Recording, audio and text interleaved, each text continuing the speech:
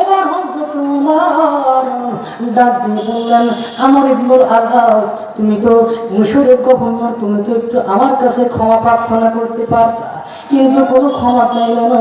হযরত আমর ইবনুল আস ডাক দিয়ে বলতেছেন, পয়গম্বরের সাহাবী আমিরুল মুমিনিন, আপনি শুনলেন, আপনার কাছে একটা আমার আরজি। হযরতে আমর ইবনুল আসের পুত্রকে যখন একটা চাবুকের বাড়ি মারা হয়, সঙ্গে সঙ্গে কান্নাকাটি শুরু করে। আমর ইবনুল আস ডাক দিয়ে বলে, পয়গম্বর, পয়গম্বরের সাহাবী, বিশ্ব নবীর সাহাবী হযরতে ওমর, আপনি শুনালেন, আপনার কাছে একটা আমার আরজি। আপনি তো আমার পুত্রের গায়ে একটা চাবুকের বাড়ি মেরেছেন, আমার আরজি পয়গম্বর, বাকি ৯৯টি আঘাত আমি বিশ্বনবীর সাহাবী আমর ইবনুল আস আমার শরীরে আপনি করেন, আমার সন্তান চাবুকের বাড়ি সহ্য করতে পারবে না। দেখেন পিতার প্রতি কেমন ভালোবাসা।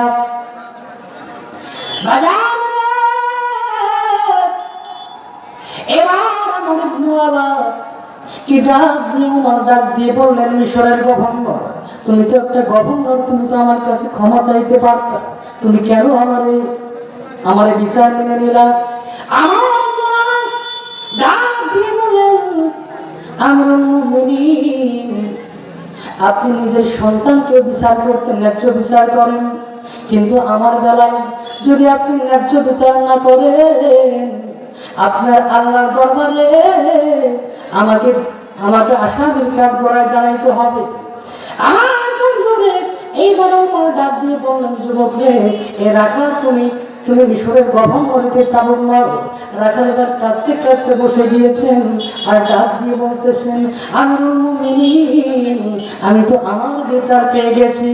সামান্য একটা রাখাল হওয়ার পরে আমি আমার গভর্নরকে কিভাবে মারতে পারি, আমার গভর্নরকে চাবুকের বাড়ি কিভাবে মারতে পারি?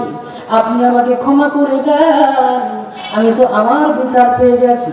আমার বন্ধুগণ, আমার আল্লাহ রাব্বুল আলামিন কোরআনুল কারীমের ভিতরে ডাক দিয়ে বললেন, ইন্নাল্লাযীনা ইম্মাক্কানাল্লাহু ফিল আরদি ফাআকামুস সালাতা وآتوا الزكاة أمروا بالمعروف وينهون عن المنكر।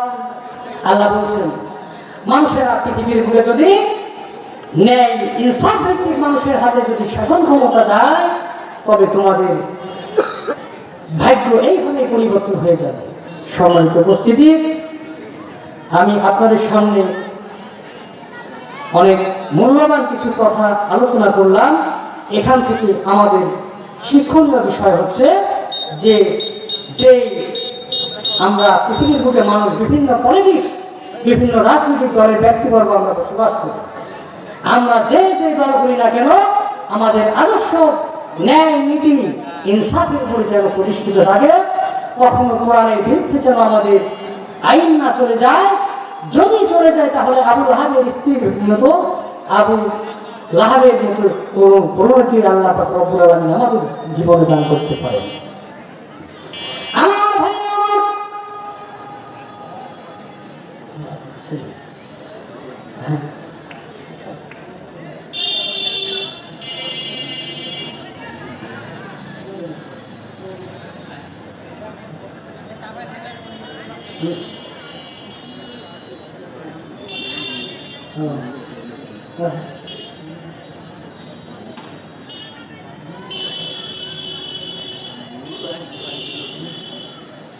لا إله إلا الله لا إله إلا الله لا إله إلا الله لا إله إلا الله তুমি কত সুন্দর, কি করে বোঝায় আল্লাহ, কোন ভাষা পাই না খুঁজে তোমার তুলনা, তুমি নিজে তোমার তুলনা তুমি নিজে।